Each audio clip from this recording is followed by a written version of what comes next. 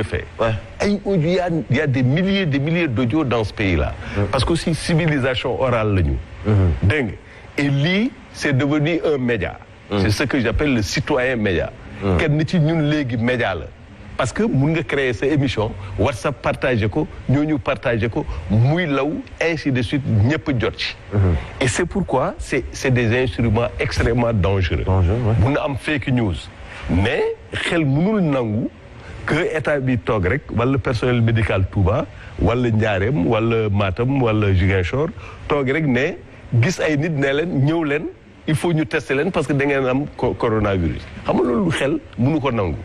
C'est que certainement il y a des cas contacts n'est-ce pas ñooñu xëy na dañu nekkoon ak ñi nga xam ne dañ leen contaminé mais on est obligé de les mettre en quarantaine. Très bien. Alors Nana. Monsieur le ministre fi ma bëggoon ñëw rek mooy jàng bi. selon vous nan la ñu war a mën a def ba année blanche bañ a am gis naa ñu jël fi teg ay chaîne ne xale yi mën nañ jàng à partir de là ci TNT bi mais bon du ñëpp aussi ñoo am accès ci TNT bi donc selon vous lan la ñu mën a def pour année blanche bañ a am Sénégal. waaw loolu je pense que. Je sais que université ñu ngi wut ay pexe avec les ressources yi ñu am foofu pour que gap horaire bi ñu rattraper ko te Sénégal am na expérience enseignement à distance ak UVS maanaam Université virtuelle du Sénégal loolu expérience la je pense que université particulièrement parce qu'il y avait un étudiant un ordinateur n'est-ce pas mais xëy na am na ñi nga xam ne ñu ngi ci ay gox amuñu connexion loolu am na donc il faut que enseignement supérieur ak éducation nationale am une stratégie qui permette que mu bañ a am inégalité de chance important dégg nga inégalité de chance et je pense que lire naa tey comment ça s'appelle la sortie du ministre de l'enseignement supérieur dans le journal Tribune d'ailleurs je sais également qu'au niveau du ministère de l'éducation nationale ñu ngi wut ay pexe pour rattraper le gap entre ceux qui n'ont pas l'accès à Internet ci fi ñu nekk et les autres qui ont accès à Internet qui sont à Dakar ou bon même à Dakar am na ay zones c'est très difficile d'être connecté mais comment combler le gap je pense que gars ñi ñu ngi wut ay pexe et inchallah on va pas laisser des enfants sénégalais dans la marge au profit d'autres Sénégalais parce qu'ils ont simplement Internet. Alors monsieur le ministre sànq maa ngi doon évoqué chantier wu président Macky Sall yi nga xam ne bëri woon na ci ay jamono ñu ko décrier woon que ni du priorité bu ñu gisee tey situation yi ñu nemmee ko ci wàllu wér-gu-yaram ñuy ñaan sax yàlla bu kaay yokku ndax bu kaay yokku wax nañ ko léegi problème mu lal dina am alors te est-ce que loolu du jox tey raison ñoo ngi doon wax ne tabax yi nga xam te ne président mi ngi koy tabax nekkul priorité. Bon xam nga man j'ai un ami médecin un très grand médecin mu ne ma pourquoi infrastructure am solo mais am na ay transfert yi ñu doon def transfert de malade yi ñu doon def diggante Fatick ak Diourbel pour des interventions urgentes tu peux faire 3 heures de temps ki feebar mun na ci ñàkk bakkanam mais s'il y a l'infrastructure tu peux faire 45 minutes et ça sauve des vies ci gox yi à l'intérieur du pays am na ay infrastructures yu ñuy def avant par exemple j'ai oublié entre Koungheul ak benn village là benn village pilote c'est 25 kilomètres les gens faisaient pas minimum de 2 heures de temps actuellement en moins de 20 minutes tu es à Koungheul donc tu peux transférer des femmes qui doivent accoucher tu peux transférer des gens qui sont malades et consorts loolu njëriñu infrastructure la ba pare aussi am na ay produits man par exemple pour aller chez moi je faisais pas moins de 24 heures.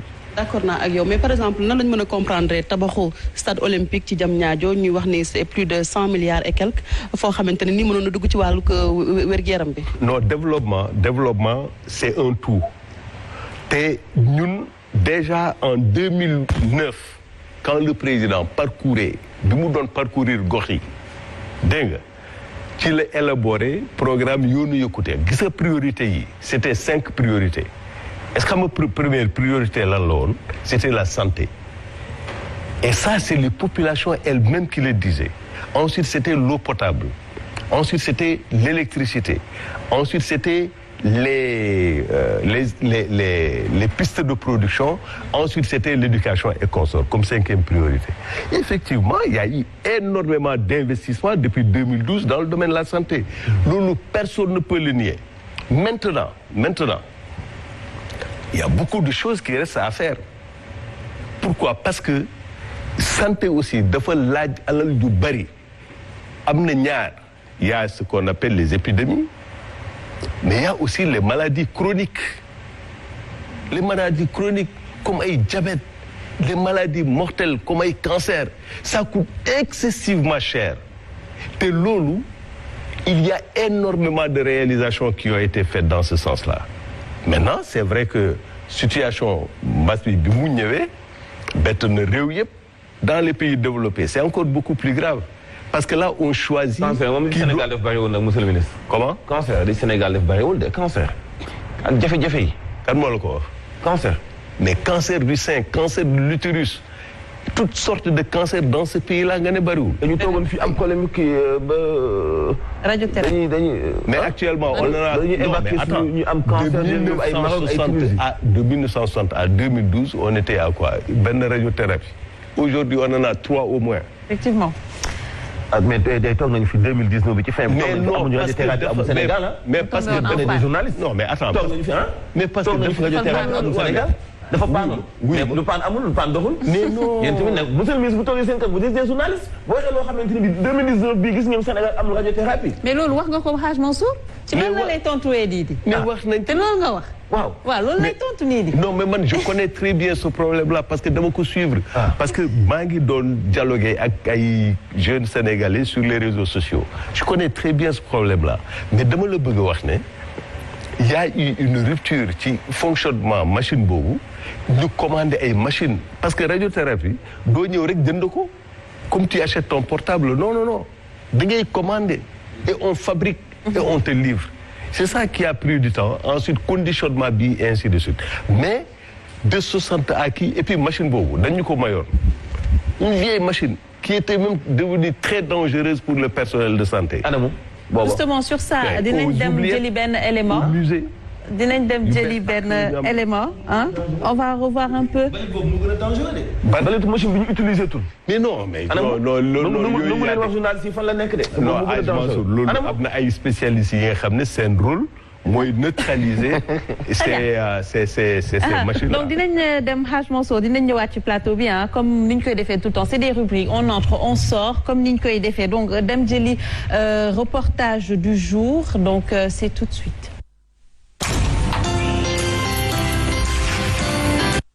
jamono yi ci weeru koor amoon nañu daan may ay ndogu waaye ren ak jàngoroy mbas mi li ni mel dafa mel ni amatu fi ñu bëri ñi nga xam ne seen loxo jotul ginnaaw ñu daan ci ndogo ren seen yaakaar dafa tas. vraiment les temps sont durs dëkk bi métti na métti boo xamante ni ñu bëri seen loxo jotul seen ginnaaw donc ñun ay dañuy war a dellu suñu ay valeur ñun bu ñu juddoo dañoo juddu fekk fii lii suñu ay waajur di ko def ñun ay sénégalais lañu Sénégal pays teranga la pays dimbalante la donc ñun yi actes yu mel nii la ñu bëgg di gis ci médias yi ak di gis ci réseaux sociaux yi ndax ñu mën suñu rakk yi mën di ko roy. comme lañ daan def defatuñ ko ndax jàngoroy mbas mi di coronavirus kon baax na sénégalais yi tamit xoolaat yeneen i pexe ngir mën a jàppale ñenn ñi nga xam ne jamono ñu toll nii seen loxo jotul seen ginnaaw te ñu ci bëri xëy na sax dañuy am kersa di wax seeni ay soxla.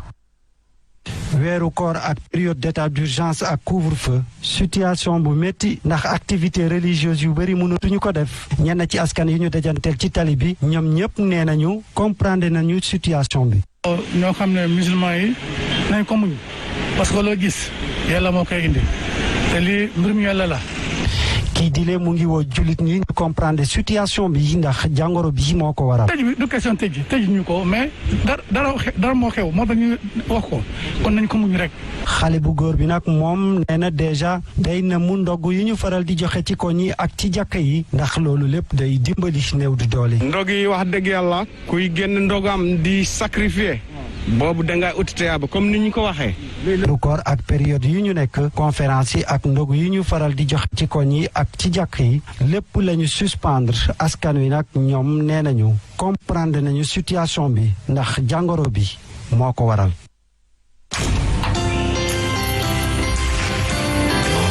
Pape Matam Mboup, Tijane Diop ñu ngi leen di remercier bu baax a baax justement solidarité partage bi ñu doon wax tout à l'heure mu nekk quand même ci ñun ci sénégalais ren ñu gisoon ne que année yi ñu jàll ndogu dañ ko doon partagé ci mbedd bi weeru koor bi ren amaana du am ndax Covid 19 bi mu nekk loo xamante ne ñu bëri tey jii ñu ngi koy comment dire ñaawlu ñu ngi koy ñaawlu justement parce que partage ak solidarité bi ñu doon mettre en devant. ah man li ma dëgg ci reportage bi léegi dañu ne Sénégalais yi comprendre nañu que loolu mënul am ren. effectivement. ah. donc dafa mel ni yow li nga wax interprétation la. non du interprétation c'est que ci reportage bi loolu la effectivement. mais su ñu defee vox populi. c'est effectivement ça ils ont compris que tey jii. coronavirus bi moo tax loolu yëpp mënul am. voilà c'est ça. on a très bien compris. parce que xam nga boo ñun maa ngi ko doon wax léegi. le don mënuñu wax du maye c'est pas du maye non geste la quoi je sais pas comment on peut traduire ça économie du don xaw ma nan lañ koy traduire mais jël ci li nga am joxe ko loolu ça fait partie de notre culture waaw genre teraanga la as tuut li nga am nga seddoo ko ak nit ki ak ta communauté ça fait partie de notre culture c'est une valeur extrêmement forte très puissante même en temps normal da ngay et puis don bi aussi du parce que kenn waa ji soxla na ko xam nga di nga tase ku am ku ko yor nga jël jox ko. Et donc, c'est rapport d'échange de biens, là, comme disait Lévi-Strauss, ethnologue Bungan, c'est vraiment l'un des plus grands ethnologues, tu vois, c'est l'échange des biens, l'échange des symboles. Loolu dafa am solo loolu de suñu société. Bon, malheureusement, ren, affaire bi ni mu demee, on ne peut pas le faire. Mais j'espère que vivre yi ñuy distribuer, ñi